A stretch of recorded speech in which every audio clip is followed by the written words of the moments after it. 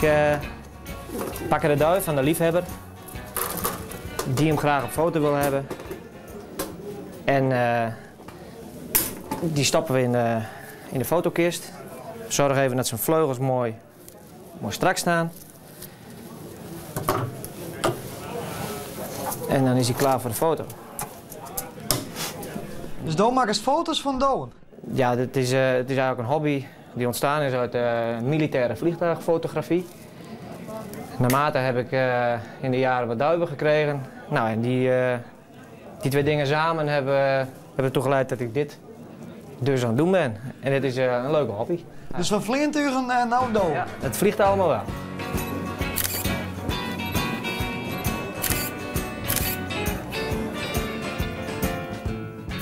Dit is ja, pure verfkwast natuurlijk, maar hiermee beschadig je de duif niet. Waar je een beetje mee in de goede stand kan krijgen.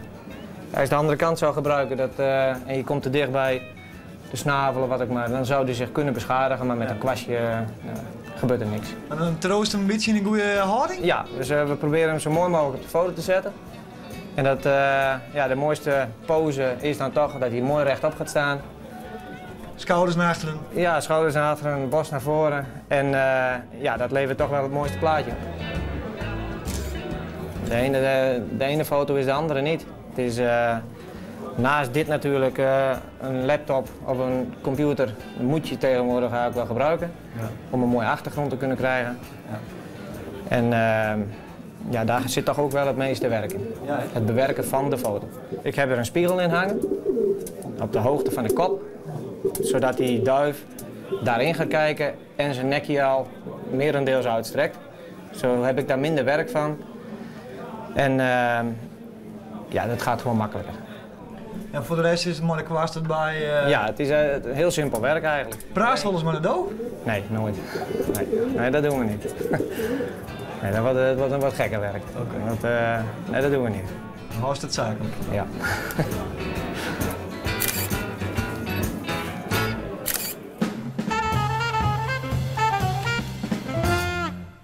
Vroeger toen ik een hier of zo aan echt toen ben ik begonnen met wat plantjes op te kweken. Kreeg ik wat hier nou verder steed.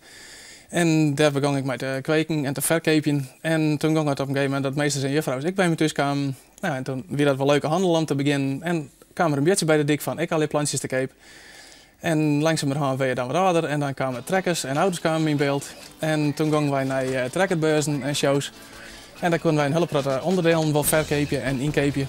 En toen kwam ik langzamerhand bij die beurzen ik al die rommelmerken bij. En toen ben we daar ik mee begonnen. En uiteindelijk is het alweer een beetje de hand aan. En toen hebben we wat we hier nou om je heen joggen, de winkel.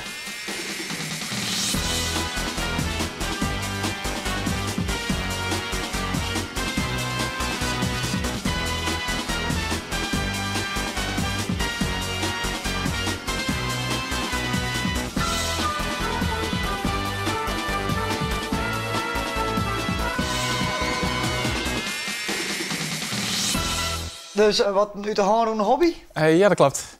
We zijn er een beetje mee begonnen met rommelmerken en dat soort dingen. En langzamerhand zijn we steeds meer op capers op en meestal komen we eens langzaam wat te brengen. Toen die we zo gewoon spullen hebben en dan anders zelf ik mijn onderdelen voor het giest, dan komt ik wel eens wat in. Dus dan capers ik wel eens partijen op. Dus ja, en dan heeft het op een beetje gebrek aan ruimte. En toen hebben we dit als winkel erbij gekregen. Dus een beetje opslagruimte plus een verkeepdeel. Dat de mensen niet makkelijker deel komen kennen om eens even te zien waar het cape heeft. Dus hier zal ik zelf volle spul, dan staf ik maar er maar een winkel van. Ja, dat klopt. Zelf wel in ieder geval. Dus zelf wil ik langzamerhand wel opsparen dat ik wel inderdaad een winkel mee vullen kan. En nu zit het wel helemaal vol. Dus de gaat nog altijd bij elkaar? Ja, dat klopt. Er komt steeds meer bij. Ja. En verkepen is wel eens wat? Dat get ik genau voor je. Gewoon zij in de winkel van, maar ik wil een hulp via internet. Oh ja. Dus echt via Marktplaats of neem maar op, dat soort plekken gaat er een hulp voor. Wat vind je er nou leuk aan? Ik krijg het bij de winkel is het leuk gewoon omdat er meesten langskomen en alles. Dat ze dan spullen vjoggen was de cape heeft en een praatje maatje. En dat is toch met meesten bezig best. Dat is toch praat heeft. Daar wordt gezelligheid van de meesten. Ja, maar dan kerst ik wel naar de kroeg. Dat ken ik wel, maar de kroegkast die ja, dit kast in principe eerst ik geld, maar zakken ze toch weer een beetje weer verkopen. En als je spul verkoopt, dan krijg ik weer geld om handen en dan kan je een ding verkopen. En dan kost het in principe geen geld krijgen de kroeg.